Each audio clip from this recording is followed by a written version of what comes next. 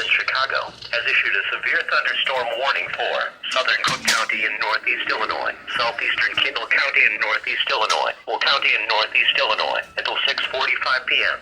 At 6:08 p.m., severe thunderstorms were located along the line extending from Minooka to Manhattan to Manteno and moving northeast at 45 miles per hour.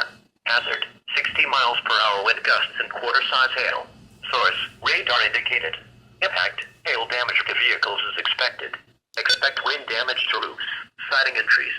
Locations impacted include Peatone, Joliet, Ingalls Park, New Lenox, Moki Nut, Frankfurt, Plainfield, Lockport, University Park, Homer Glen, Orland Park, Matson, Romeoville, Tinley Park, Park Forest, Olympia Fields, Lamont, Stager, Bolingbrook, and Flossmoor.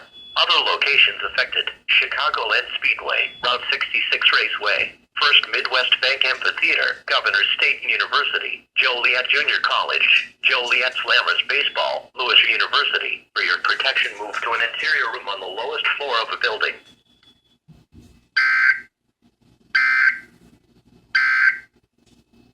The National Weather